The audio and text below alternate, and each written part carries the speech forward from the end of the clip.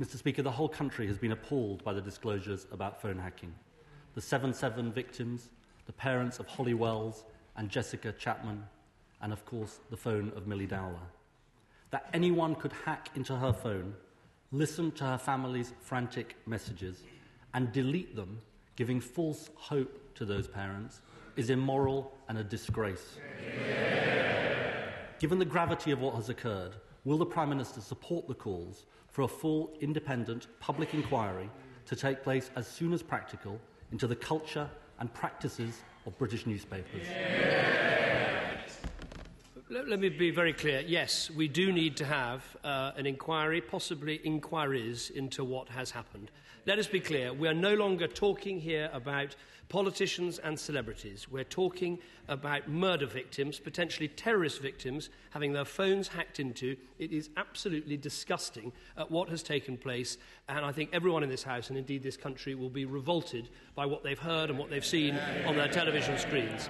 Let me, if I may, Mr. Speaker, make a couple of points. First of all, there is, and people need to know this, a major police investigation underway. It is one of the biggest police investigations currently underway in our country, and crucially, and I hope members opposite will listen to this, it does not involve police officers who were involved in the original investigation. That so clearly didn't get to the truth. But I do think it's important that we have inquiries that are public, inquiries that are independent, and inquiries that have public confidence. It seems to me there are two vital issues we need to look into. The first is the original police inquiry and why that didn't get to the bottom of what has happened. And the second is about the behaviour of individual people and individual media organisations and, as the Right Honourable Gentleman says, a wider look into media practices and ethics in this country. Clearly, as he says, we cannot start all that sort of inquiry immediately because you must not jeopardise the police investigation. But it may be possible to start some of that work earlier. I'm very happy to discuss this with him, with other party leaders, with the Attorney General and the Cabinet Secretary to make sure we get this right and that lessons are learned from what has become a disgraceful episode. What we also know, Mr. Speaker, as well as needing a public inquiry, as well as needing the B-Sky bid referred to the Competition Commission, is that these were not the actions of a rogue individual or a rogue reporter, but part of a wider systematic pattern of abuses. The public see a major news organisation in this country where no one appears prepared to take responsibility for what happened. Nobody is denying that Millie Dowler's phone was hacked. And nobody is denying it happened on the watch of the current Chief Executive of News International, who was editor of the newspaper at the time. Will the Prime Minister join me if he believes in people taking responsibility in saying that she should take responsibility and consider her position? Well, first of all, let me deal with this issue of technicalities. Because I have to say to him, when you're dealing with the law, you have to look at the technicalities because there's something called due process that you have to follow. That is necessary for any government, and I'm sure he understands that. In terms of News International, everyone at News International has got to ask themselves some pretty searching questions, and everyone at News International is subject to what currently is one of the largest police investigations underway in this country. What I think is we should let the police do their work.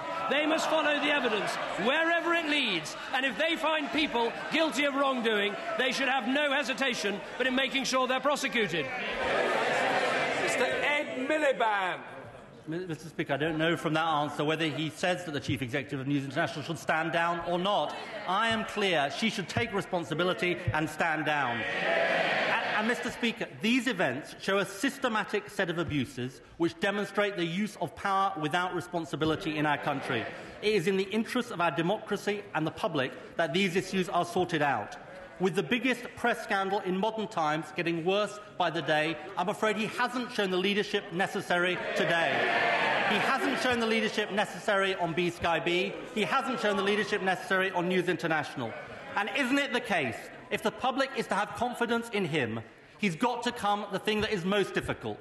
He's got to accept that he made a catastrophic error of judgment by bringing Andy Coulson into the heart of his Downing Street machine. What people... Order! Order. I apologise for interrupting the Prime Minister. Order.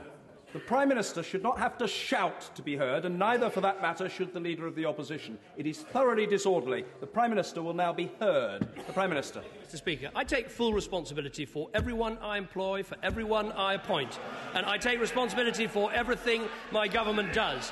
What this government is doing is making sure that the fact the public, and I feel so appalled by what has happened, murder victims, terrorist victims who've had their phones hacked, is quite disgraceful. That is why it's important there is a full police investigation with all the powers that they need. That's why it's important we have those inquiries to get to the bottom of what went wrong and the lessons that need to be learned. And that is why we also need to inquire how we improve the ethics and morals of the press in this country and make sure they improve for the future. That is what needs to be done. That's what this government is doing, and we don't have to take lectures from him about it.